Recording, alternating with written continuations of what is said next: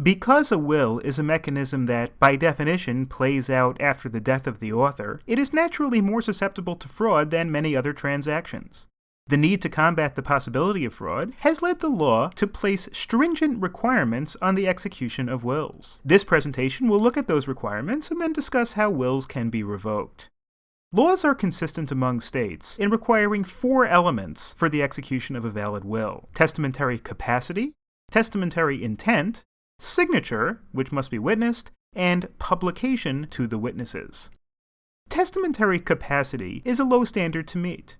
To be eligible to create a valid will, the testator need only 1. Understand the nature of the act of making a will, 2. Know the natural objects of his bounty, which means who his heirs are, 3. Have a basic idea as to the nature and extent of his property, and 4. Be competent enough to understand the distribution of assets set forth in the will that he is purporting to execute. Because virtually every healthy adult is capable of meeting these criteria, challenging a will on this basis is extremely difficult. There are other bases to challenge a will that are similar to capacity, however. Those include duress and undue influence. Duress makes a will unenforceable when the testator was forced to execute a will. Undue influence makes the will invalid when another person so heavily and improperly influenced the testator that the other person, in effect, substituted her will for that of the testator.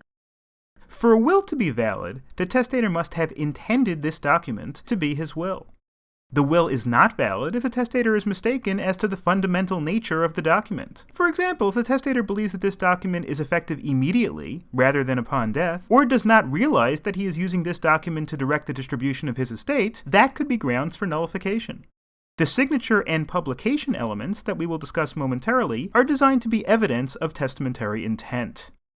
It should be noted, however, that to invalidate a will, the testator's mistake must relate to the nature or execution of the document. If the testator was merely subject to a false impression that served as a reason for a gift, that does not invalidate a will. So, for example, if the testator left $100,000 to his niece because he thought she was going to medical school when in fact she was going to law school, this does not invalidate the will or the gift to her.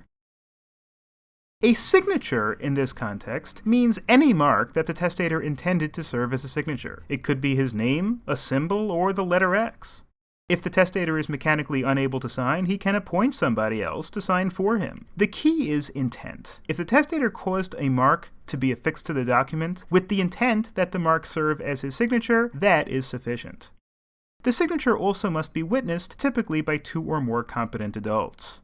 Publication, in this context, means the testator stating to the witnesses that he intends this document to be his will. While generally a formality, this statement allows the witnesses to be sure that the testator intentionally signed the will. When signing underneath the testator's signature, the witnesses acknowledge that the testator published the will to them by telling them that he intended this document to be his will and that he signed it with that intent. While not required, it is also common practice for witnesses or other present parties to sign affidavits immediately after the signing of the will, attesting to the fact that the will was signed, published, and acknowledged by the witnesses. This affidavit, also known as a self-proving affidavit, provides testimony that the will was validly executed, and can allow the will to be admitted to probate after death of the testator without the need to track down the witnesses at that time.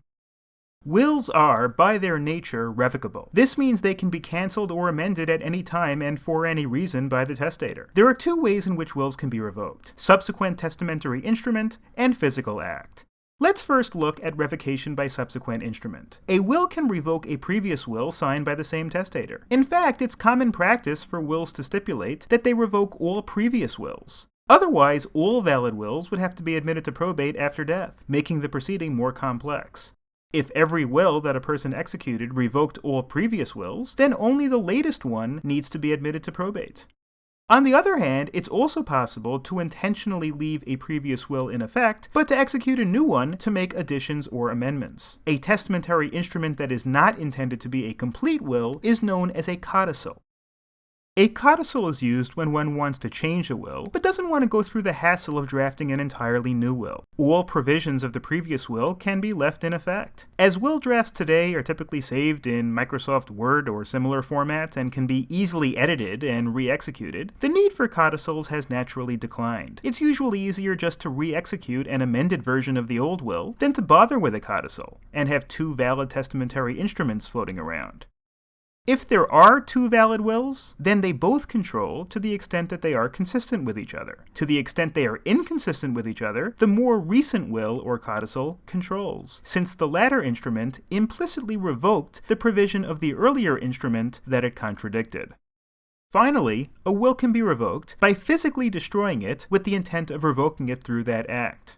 This can be done by destroying the entire will, such as by throwing it into a fire or river, or by ripping out the signature, which is construed as a symbolic destruction. A provision in the will, on the other hand, cannot be revoked by physical act. Merely crossing out an existing provision, or even ripping that provision out of the will, has no legal effect, as that provision remains binding, assuming its content can be proven, such as by an earlier photocopy of the document. Execution of a will requires certain formalities to decrease the likelihood of fraud or invalidity. These steps are designed to ensure capacity, intent, and authenticity of the document purporting to be the will. Revoking a will can be done by physical act or by subsequent will, but the latter is a much better strategy, and it is the only strategy that can be used to revoke an element or provision within a will.